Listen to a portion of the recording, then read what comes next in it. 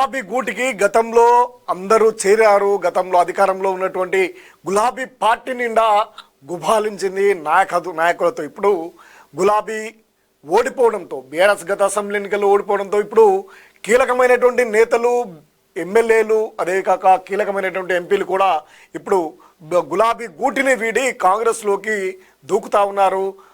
అందులో ప్రధానమైనటువంటి వ్యక్తి కేసీఆర్ గతంతో చేదోడు వాదోడుగా ఉంటున్నటువంటి కేశవరావు కూడా మా పార్టీని విడుతున్నట్టు ఇప్పుడు తీవ్రమైనటువంటి కలకలం లేపుతుంది. బీఆర్ఎస్ను ఒక కుదిపేసినటువంటి అంశంగా ఇప్పుడు పరిగణలోకి భావిస్తూ ఉన్నారు. బీఆర్ఎస్లో చోటు చేసుకుంటున్నటువంటి పరిస్థితులు, ఆయన ఎందుకు వెళ్తున్నారు అనే దానికి కూడా కేవలము ఒక బీఎస్పీ నేత బీఆర్ఎస్ పార్టీలో చేరుతుండడం ఆయనకు తెలియదట. అందుకే తాను వీడాలనే ఉద్దేశంతో ఉన్నాడట. కేసీఆర్తో కయ్యం కూడా పెట్టుకున్నారట కేశవరావు. దీంతో దిబాదాస్ మున్సి కాంగ్రెస్ నేత ఆయనను కలిసి కాంగ్రెస్లోకి ఆహ్వానించినటువంటి పరిస్థితుల నేపథ్యంలో మరి ఆయన నిర్ణయం ఏ విధంగా ఉంటుంది? దాదాపు కాంగ్రెస్లో చేరే అవకాశం ఉంది. ఆయన గతంలో పిసిసి అధ్యక్షుడిగా కొనసాగారు. కాంగ్రెస్లో కీలక నేతగా ఉన్నటువంటి కేకే ఇప్పుడు మళ్ళీ అదే గూటికి తిరిగి వెళ్ళడానికి సిద్ధపడుతున్నారట. చూద్దాం. ఇంటికి వెళ్ళి ఆహ్వానించిన దీపాదాస్, బీఆర్ఎస్ సెక్రటరీ జనరల్గా ఉన్న కేశవరావు, మేయర్ విజయలక్ష్మితోనూ భేటీ. ఆలోచించి చెప్తానన్న తండ్రి కూతుళ్ళు. గులాబీ పార్టీకి భారీ కుదుపు. ఇక ఇది ఒక కుదుపులాగానే చెప్పొచ్చట.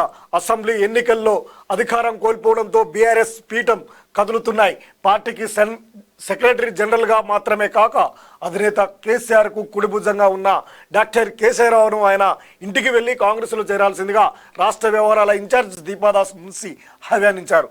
కేశవరావుతో భేటీకి ముందే జిహెచ్ఎంసీ మేయర్ గద్వాల్ విజయలక్ష్మి, దీపాదాస్ మున్సి సమావేశమయ్యారు.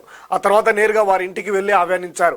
అయితే కేకే నుంచి ఎలాంటి రిప్లై వచ్చిందన్నది బయటకి పొక్కలేదు. ఆయనతో పాటు కుమారుడు విప్లవ్ కుమార్, కుమార్తె మేయర్ గద్వాల్ విజయలక్ష్మిని కూడా పార్టీలో చేర్చుకునేలా ప్లాన్ చేస్తూ ఉందట కాంగ్రెస్ పార్టీ. కేశవరావులో అసలైనటువంటి అసంతృప్తి, బీఎస్పీ స్టేట్ చీఫ్ అయినటువంటి ప్రవీణ్ కుమార్ బీఆర్ఎస్లో చేరే విషయం కేశవరావుకు తెలియకుండానే జరిగిపోయిందని ఆయన అసంతృప్తితో ఉన్నారు. పార్టీ సెక్రటరీ జనరల్గా ఉన్న దీనిపై ఒకంత నొచ్చుకొని నేరుగా కేసీఆర్తోనే వాగ్వాదానికి దిగినట్లు సమాచారం. ఆ పరిణామాల తర్వాతనే కేసీఆర్ సూచన మేరకే ఆర్ఎస్పీ వెళ్లి కేశవరావుతో భేటీ అయ్యారని పార్టీ వర్గాలు తెలిపాయి. తెలంగాణ రాష్ట్ర ఏర్పాటు సమయంలో సోనియా గాంధీతో తలెత్తిన విభేదాల కారణంగా కేకే కాంగ్రెస్ను విడిచి బీఆర్ఎస్లో చేరారు. ఇక